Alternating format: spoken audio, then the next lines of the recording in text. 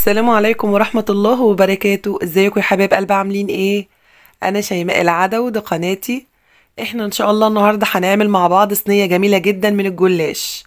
هنعملها بطريقة سهلة وبسيطة خالص، وعايزة اقولك كل اللي هيدوقها عندك هيقولك انت عاملاها ازاي من كتر ما هي حلوة. عايزة اقولك هي احلى من صينية الجلاش العادية المعتادة اللي احنا بنعملها، لانها تنفع وجبة كاملة زي ما انتم ملاحظين كده. هنعملها بطريقة معينة كده ونورقها بطريقة معينة علشان تطلع معاكي بالشكل دوت. يعني هي مش محتاجة جنبها اي حاجة غير شوية مخلل وبس. ويا سلام عليها بقى لما تعمليها كده جنب اي عزومة، حاجة كده تشرف وجميلة جدا، وطعمها مش عايزة اقولك بقى على طعمها. انتوا ان شاء الله هتجربوها، هتقولوا لي رأيكم في الكومنتات. حابة اقول لكم الجلاش بالطريقة دي هيطلع معاكي احلى من الفطير الشرقي واحلى من اللازانيا، وهيبقى اجمل واطعم من الجلاش باللحمه المفرومه اللي كلنا متعودين نعمله. يا ريت بقى كل اللي حابب يكمل معانا الطريقه والفيديو، يا ريت ما تنسوش اللايك والشير والاشتراك في القناه، واهم حاجه تفعيل زر الجرس على كلمه الكل علشان توصلكوا كل اشعاراتنا بكل فيديو جديد هننزله ان شاء الله. ودلوقتي بقى يلا بينا نسمي ونصلي على رسول ونبدا في الطريقه. واول حاجه هنبدا بيها النهارده وهي اللحمه المفرومه يا جماعه. هنعصج اللحمه المفرومه بطريقه معينه كده علشان انا عاوزاها تبقى مش فيها ميه خالص. هجيب معلقه كبيره كده من السمنه زي ما انتم ملاحظين، وهبتدي اسيحها. وبعد كده بقى هنزل ببصلتين كبار كده مبشورين زي ما انتم ملاحظين، وهبتدي بقى اقلب البصل لغايه لما لونه يصفر معايا كده صفار بسيط. وده علشان اضمن ان الميه بتاعه البصل نشفت، وفي نفس الوقت برضو ريحه البصل تطلع معايا. زي ما انتم ملاحظين بدأ البصل يصفر معايا كده صفار بسيط، وريحة البصل ظهرت وريحتها جميلة جدا جدا.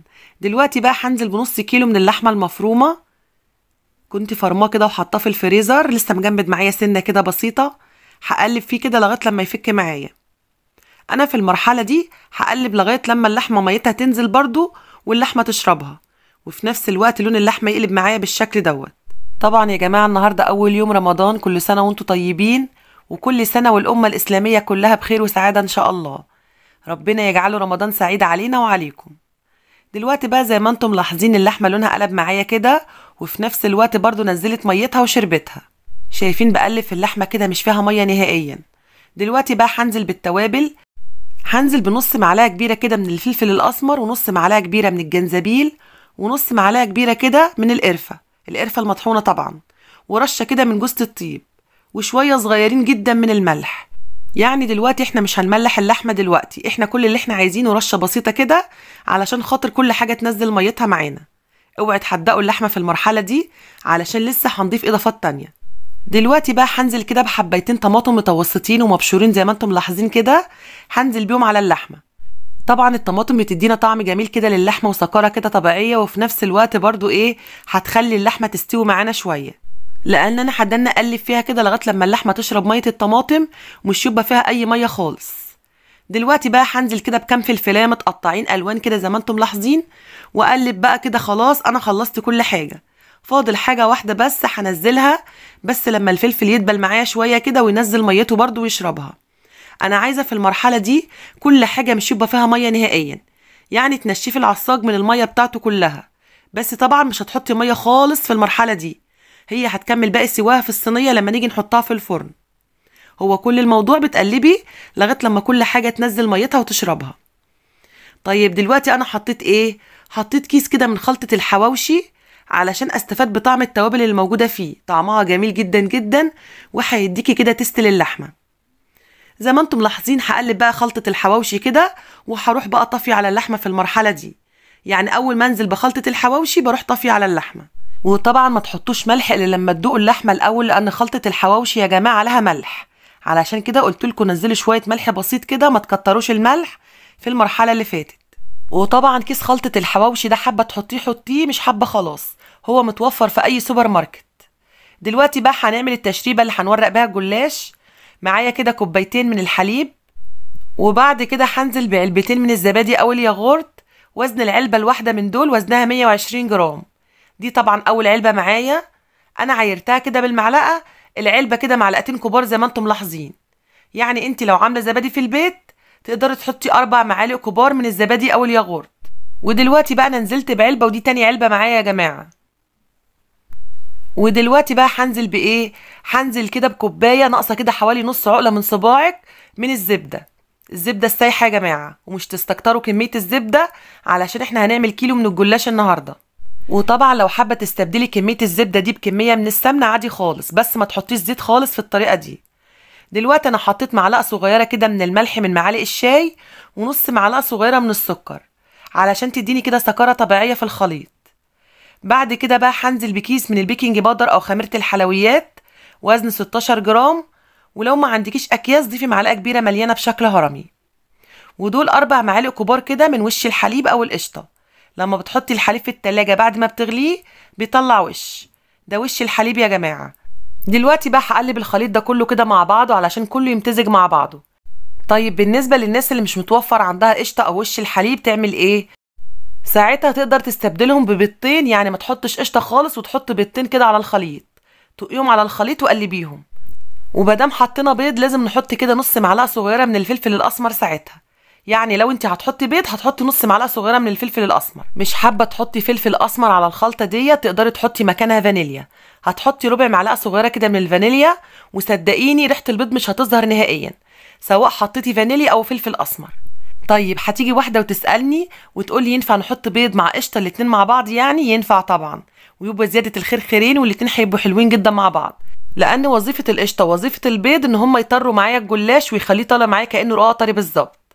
فانت يا تحطي ديت يا ديت، يا اما تحطي الاتنين مع بعض. دلوقتي بقى زي ما انتم ملاحظين معايا كده كيلو من الجلاش، وطبعا الجلاش ده بنجيبه من عند الفطاطري، طبعا اللفه بتبقى نص كيلو، يعني ده كيلو من الجلاش يا جماعه. دلوقتي بقى هحطه جنبي كده واغطي عليه بفوطه علشان وشه ما ينشفش معايا على ما اخلص الصينيه كلها. ودلوقتي بقى هجهز الصاج او الصينيه اللي انا هحط فيها الجلاش. ده صاج مقاس 30 في 40 يا جماعه. هحط فيه كده معلقه كبيره كده من السمنه وهدهنها كده في الصاج. انت بقى لو ما عندكيش الصاج ده وحابه تعمليها في صينيه الومنيوم هتعمليها في الصواني المستطيله، هتعمليها في اكبر صينيه من الصواني المستطيله هيجي فيها كيلو الجلاش. ودلوقتي بقى ركزوا معايا، انا جبت اول ورقه كده من الجلاش حطيت نصها كده في الصينيه ونصها بره الصينيه، يعني هطرف نصها جوه ونصها بره. وهبتدي بقى اجيب خلطه التوريق اللي انا لسه عاملاها، وهبتدي بقى ادهن بيها ورق الجلاش كده كله كده زي ما انتم شايفين من جوه الصينيه. وبعد ما بندهن الورق كويس كده زي ما انتم شايفين، هجيب بقى كده ورقتين بالعرض بنفس الشكل دوت، واحط برده نص الورقه بره ونص الورقه جوه. شايفين انا حطيت ورقه كده على حرف الصينيه من الناحيه دي، وعلى الناحيه التانيه برده هحط ورقه نصها بره ونصها جوه، كاني بعمل ورده بالظبط يا جماعه. شايفين بنفس الشكل دوت. وهبتدي برده بنفس الطريقه ادهن الورق كده بالشكل دوت. يعني اي ورق هحطه لازم ادهنه كويس جدا بخليط التوريق علشان خاطر الجلاش يطلع معايا مورق وطري من كل حته، وفي نفس الوقت برده تاخد الطعم الجميل اللي في الخلطه. عايزه اقول لكم طريقه الجلاش دي سهله جدا جدا والطعم خطير يا جماعه. اللي ما جربهاش يجربها ان شاء الله في رمضان، هتعجبه جدا جدا. شايفين حدني ماشيه كده بنفس الطريقه، هحط كده ورقه من قدامي ورقه من قدامكم، نصها بره ونصها جوه. وبعد ما بدهنها بخليط التوريق كويس جدا جدا زي ما انتم شايفين كده، بس طبعا بعد ما بقلبه، يعني اول ما بحط خليط التوريق لازم اقلبه الاول قبل ما احطه على الجلاش علشان كله كده يبقى مختلط ببعضه. شايفين حطيت ورقتين برضو بالعرض كده زي ما انتم شايفين، برضو نص الورقه بره ونصها جوه، وحدني ماشيه كده بنفس الطريقه لغايه لما اخلص كيلو الجلاش كله يا جماعه. بس هبقي منه كده حوالي 4 ورقات علشان اقول لكم دلوقتي هنعمل بيهم ايه. يعني اعملي بالطريقه دي كيلو الجلاش كله، بس سيبي 4 ورقات على جنب لغايه لما احط اللحمه واقول لك هنعمل بيهم ايه. خلاص كده انا حطيت كده زي ما انتم شايفين اخر ورقتين. بعد كده بقى هنزل بنص كيلو اللحمه اللي انا لسه معصجاه على النار بعد ما برد طبعا، علشان مش يعجل لي الخليط في المرحله دي، لازم يكون بارد. وهبتدي بقى احط كده شويه من الجبنه الموتزاريلا على حسب رغبتك، حابه تحطي حطي، مش حابه خلاص. حابه بقى تحطي زيتون في المرحله دي تقدري تحطي زي ما انت عاوزه. دلوقتي بعد ما حطيت اللحمه والجبنه الموتزاريلا، هجيب ال4 ورقات اللي انا قلت لكم عليهم، وهبتدي بقى اعمل بيهم كده بنفس الخطوات اللي احنا كنا ماشيين بيها. يعني احط نص الورقه بره ونصها جوه فوق اللحمه، وده علشان انا مش عايزه الطبقه اللي تحت تكون اتخن من اللي فوق. ودلوقتي بقى ركزوا معايا، بعد ما حطيت ال4 ورقات هبتدي بقى اجيب حراف الورق اللي احنا كنا مطرفينه وابتدي اقفل صينيه الجلاش. يعني هجيب ورقة من الحرف دوت واتنيها واروح دهناها كده بخليط التوريق، ونفس الطريقة برضو من الناحية التانية.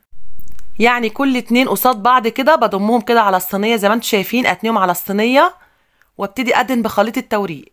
يعني كأني بقفل وردة، كنت مفتحة الوردة ودلوقتي بقفلها. بس اهم حاجة بين كل تانية وتانية لازم تدهني بخلطة التوريق، بس بعد ما تقلبيها طبعا زي ما انا قلتلك.